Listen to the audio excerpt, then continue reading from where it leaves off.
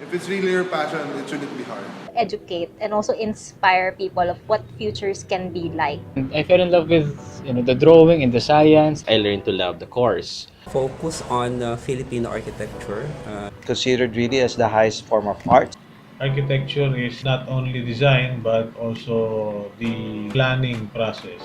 We're actually designing the lifestyle of people. Help us design, redesign our landscape. I really love drafting. Hard work beats talent.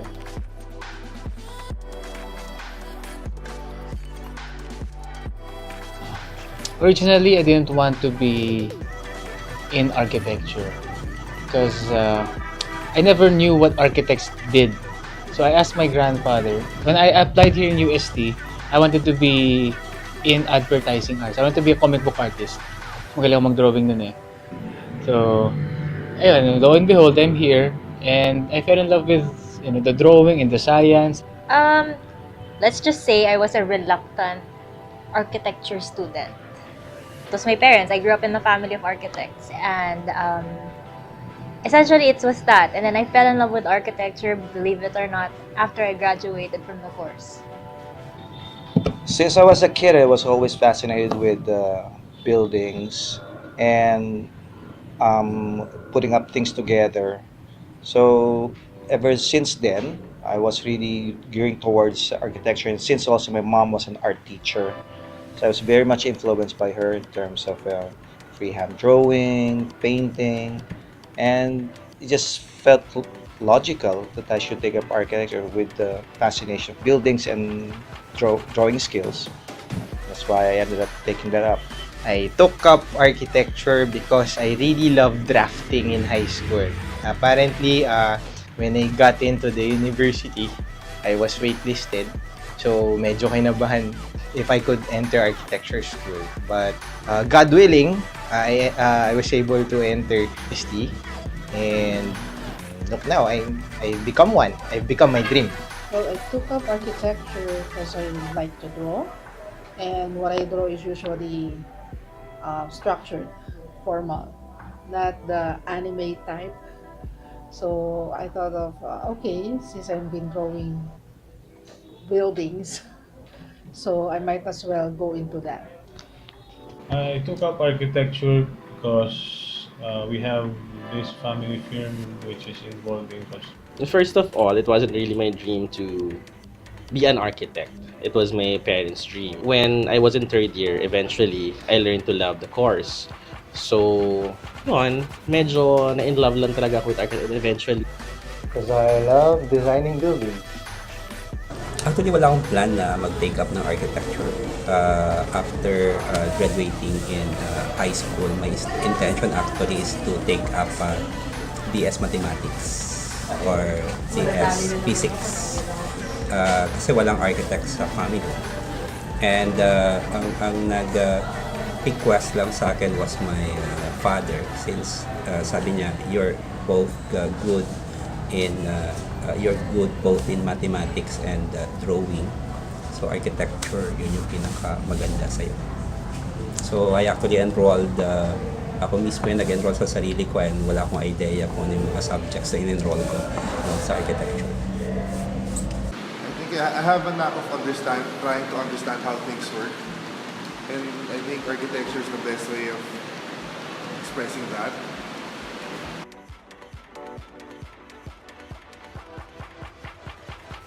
I think it would be the T-square para matuwid ko yung mga baluktot na bagay sa akin at saka siguro para matuwid ko din yung mga linya na magde-define sa mga work ko. If I'll be an architectural equipment, I want to be a leader. And what's a leader? A ruler. I would be a French curve because, according to one of my friends, I can speak French and I'm curvy. Protractor kasi marami akong angles.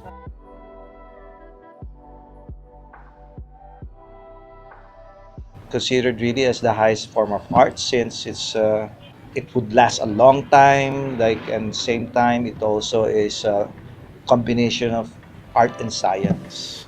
It's interesting because it has the power to shape people's lives. It influences people's behavior, the way people feel, the way people act. So at the same time, it's also the mother art, diba? So it's an artistic expression with purpose. It is an interesting course because you are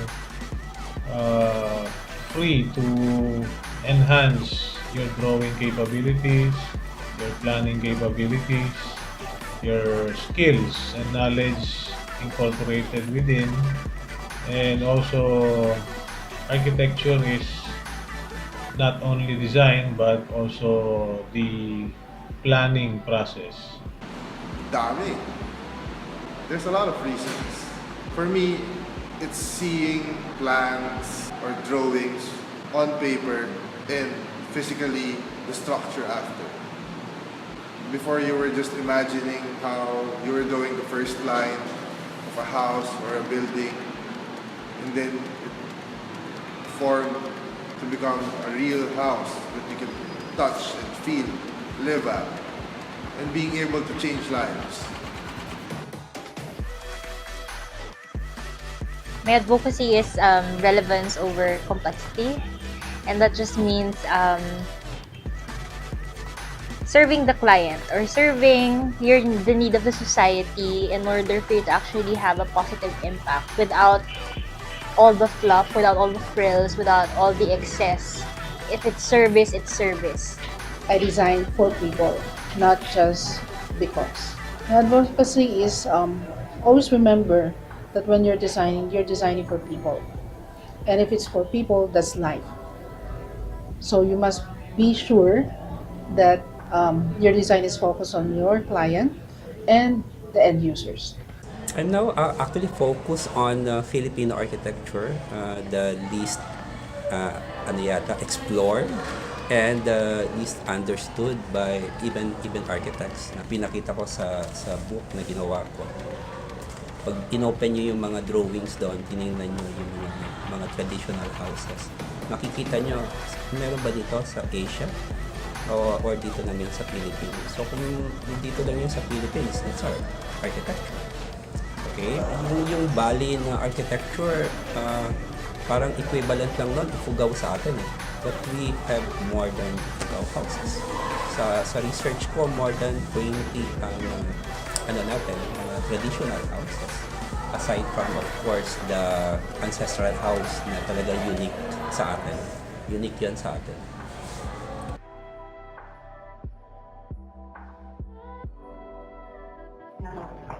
Bedroom. Because it's the place where you can be yourself and it's your own space, so you can do whatever you want there. I always like my kitchen. I always find cooking as a stress reliever, and so that's why if you go to my house, you'll see that the biggest space in the house is the kitchen. My bedroom. Because lagi akong kulang sa tulog.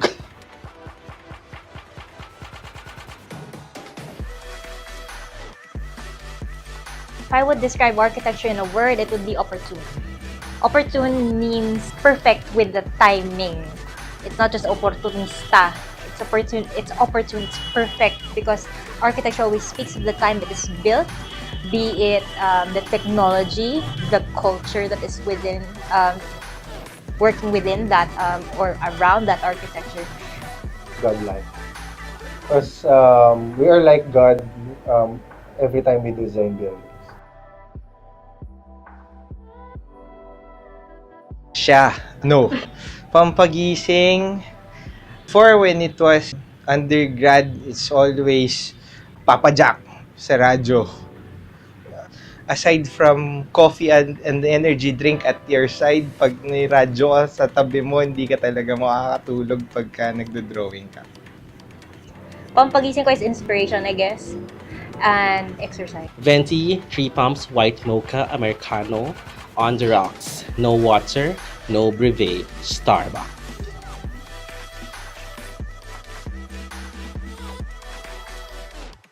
Architecture has a very big role in today's society, even way back, because architecture actually, we're not just designing structures, we're actually designing the lifestyle of people. So the role of the architect right now, it's not very clear to clients or even the normal layperson what's an architect. I think the number one role of the architect is to educate and also inspire people of what futures can be like. That's the power of design, and that's the power of architecture. To not just to impose a certain kind of structure that people should adapt themselves to, but rather rethink the possibilities of what can be.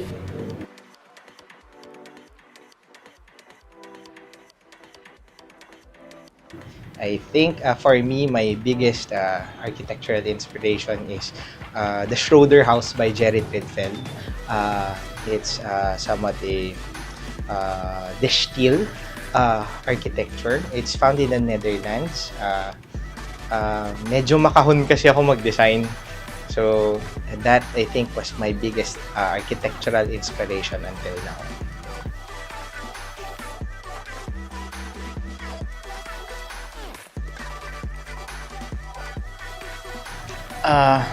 Okay. My advice is you have to love what you do. Your heart should be in it, because if not, you'll fail one way or the other. Be passionate with what you do. Be passionate with what you believe in. If you think if you feel that is the right way of doing it, you do that. Go for it. Help us design, redesign our landscape, and help the Philippines go up. Have a good sense of time management, and also you have the passion to be an architect in the future. Do not be afraid to take risks. Do not be afraid to create change, because that's the most beautiful part of architecture. Yeah. Hard work beats talent. Once nag-start na sila na talagang they really love din talaga nila yung they know how to appreciate yung beauty ng buildings. I'm sure they are in the right directions in pursuing, of course, yung profession, sa architecture profession. And maraming opportunities, of course, maraming opportunities na naghihintay sa kanila. Siguro dito sa atin sa Philippines, we need lang to consider na one of the main responsibility of an architect is to sustain or build culture. It's a challenge actually, especially for the young architects. Designing is, madali lang yung designing, pero designing na you're not ruining the culture, the built culture of your country. That's very important. If it's really your passion, it shouldn't be hard. Tell those who are taking up architecture to really dream big and aim high and make their architecture dreams come true.